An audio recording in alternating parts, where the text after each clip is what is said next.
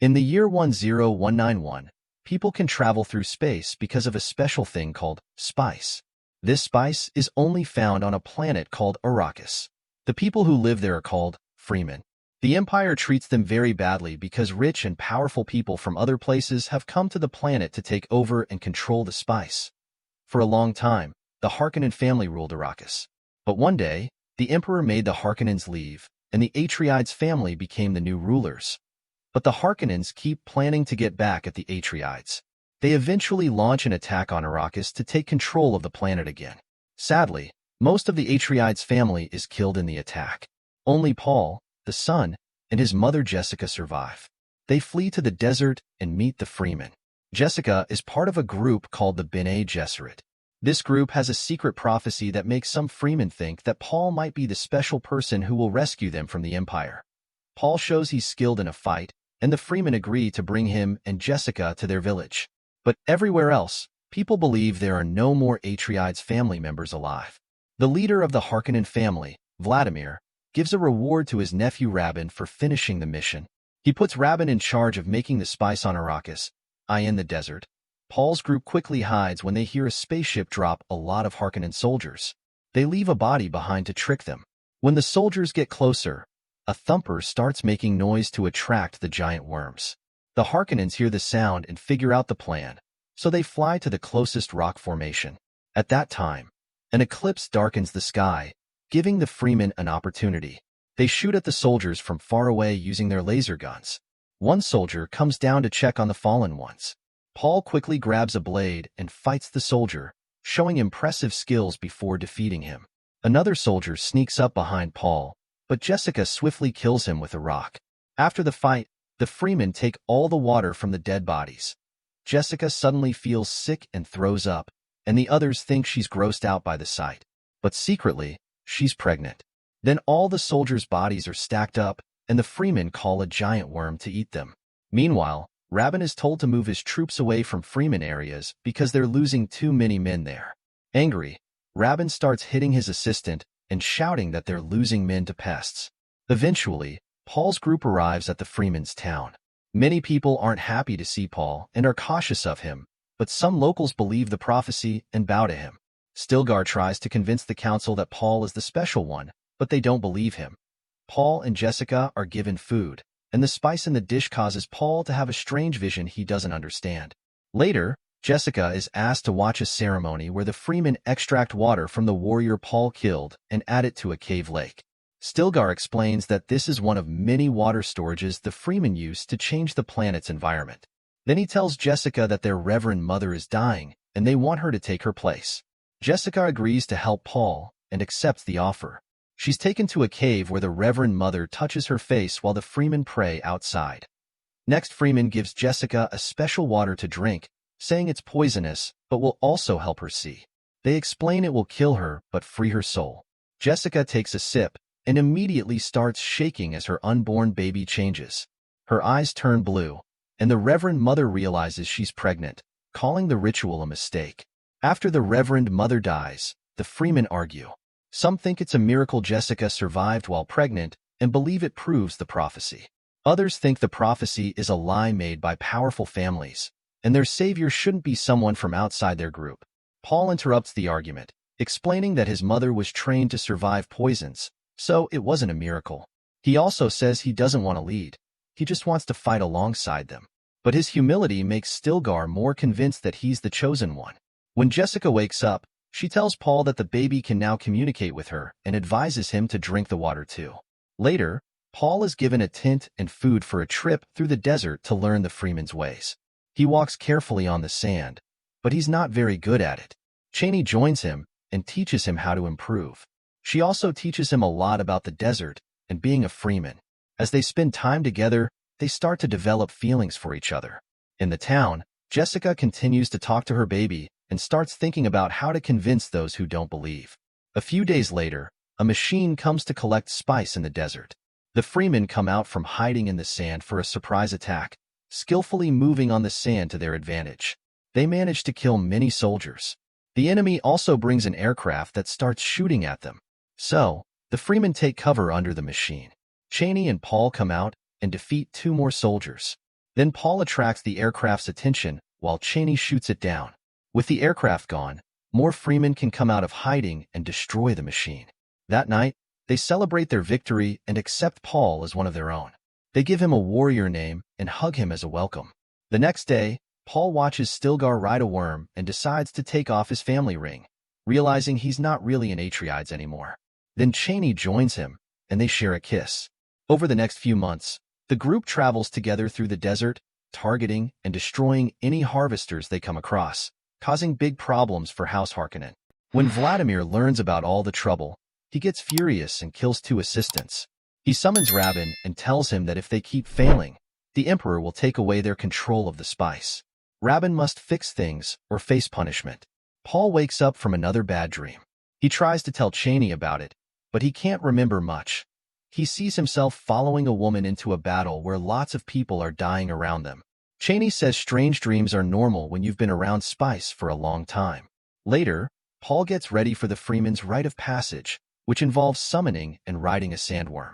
He tests the sand in a few places until he finds the right spot and sets down a device to attract the worm.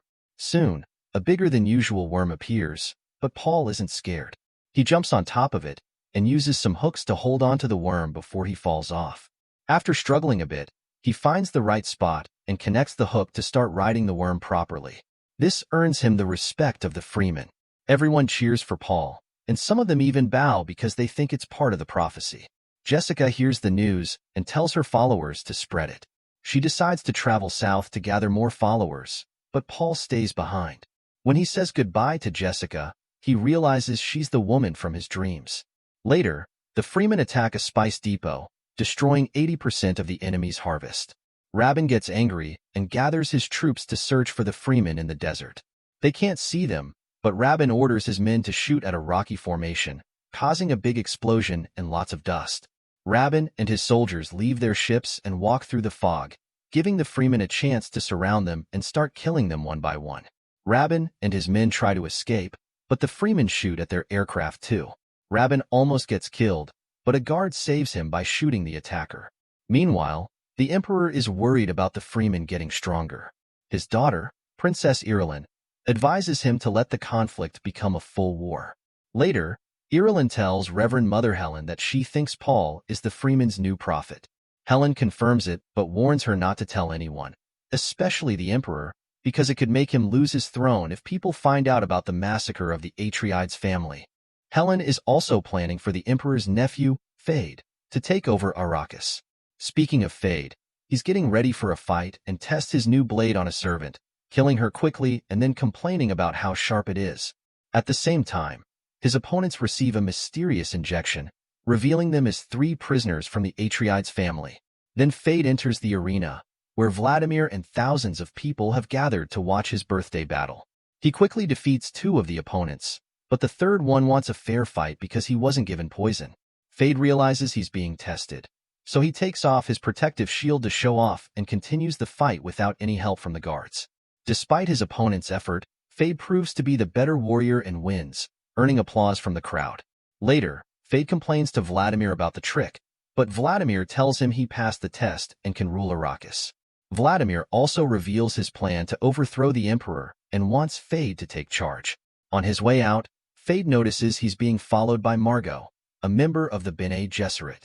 He realizes he's seen her in his dreams, and Margot persuades him to follow her to her room, where they become intimate. The next day, Margot informs Helen and Irulan that the bloodline has been secured because she's pregnant with Fade's child, as planned. At the same time, Vladimir declares Fade the new governor of Arrakis. In the desert, a group of smugglers lands a harvester to collect spice, but the Freemen activate hidden mines and attack, destroying all their equipment. Paul tries to attack one of the smugglers, but stops when he realizes it's Gurney, the war master who used to serve his family. Paul tells everyone to stop attacking and warmly embraces his old friend Gurney.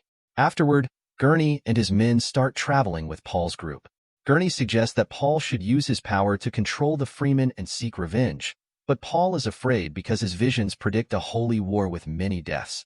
Later, Gurney reveals he knows where the Atreides family hid their weapons.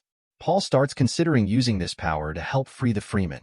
They inform the others and journey to the hidden cave, where only Paul's DNA can open the door. Inside, they find 92 atomic warheads. Meanwhile, Jessica arrives in the South and continues spreading the word about Paul's achievements. She meets with the Maker Keeper, who demonstrates how the water of life is made. In a temple, the Keeper summons a baby sandworm, drowns it in a small lake, and extracts its poison.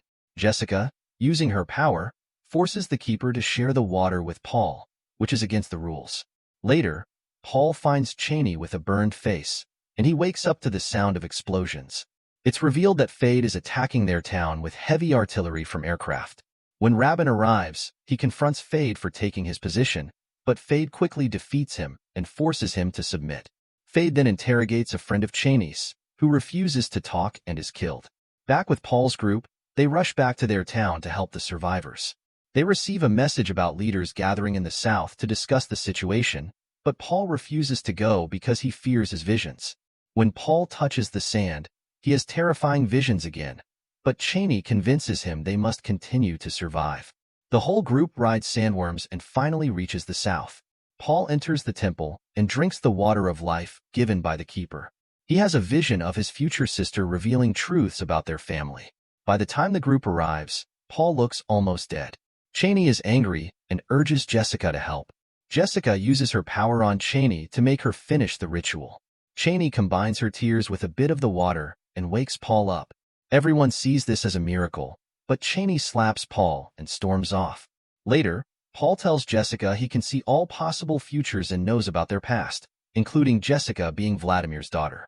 Jessica claims she didn't know until she drank the water.